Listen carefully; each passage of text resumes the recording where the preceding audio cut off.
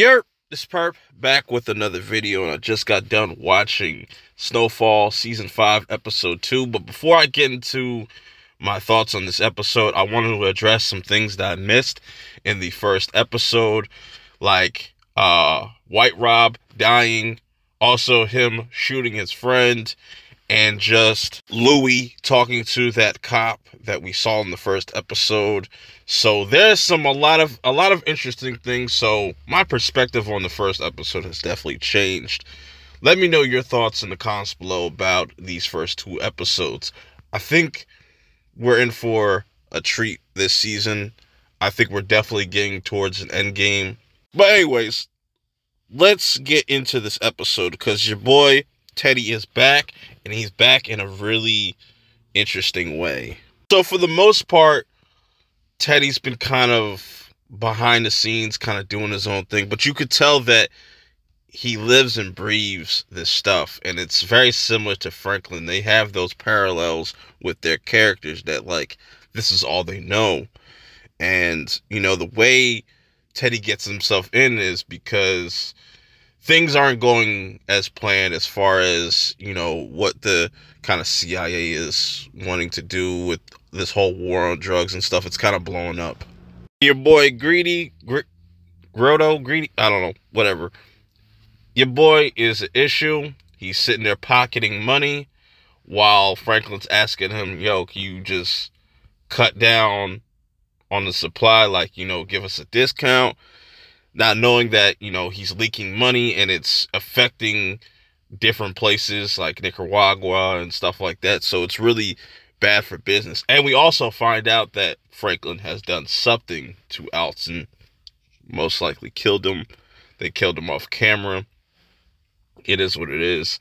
I kind of want to see where that goes as far as Franklin and Teddy's relationship, because that definitely would sever some ties. But it's interesting how Franklin reacts to everything. We'll get into that towards the end of this episode review.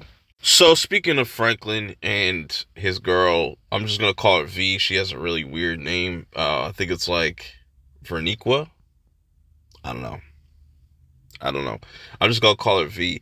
And she seems to be really down. She has this whole plan, and she wants to invest in this building that can generate a lot of money for them down the line, and trying to pass this whole idea to the crew. Everybody's kind of wants to think about it. They want to take all their money out of Panama and put it into this building, which is kind of sus, and I think it's going to go left. We'll have to wait and see, but everybody's kind of on the fence, and they kind of figure out what happened with Rob and kind of look at Franklin kind of weird, because Franklin has completely changed from season 1 to season 5. Like, he's completely accepted who he is, and I feel like that has something to do with his father.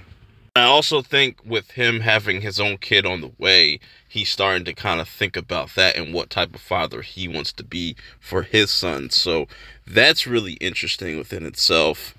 Over to Wanda real quick, because she quits her job, and it seems to be a theme right now that a lot of people have been doing coke in the 80s, especially the late 80s, and just nobody really gives a fuck. So she pretty much quits her job. She feels like the only place she needs to be is on the streets, you know, putting in the work. But Leon doesn't want her anywhere near this stuff because she feels like she will relapse. So now Teddy pays a visit to Gustavo, pretty much telling him, like, I'm back. We need to get rid of Grady, get him out of here. He's bad for business. Don't worry about Franklin. I'll smooth things over with him. So everybody apparently knows about Teddy and Franklin's kind of like, what would you call it? Separation, I guess you would call that. On the other side of things, you have Louis and Jerome going to Javi to get some Uzis.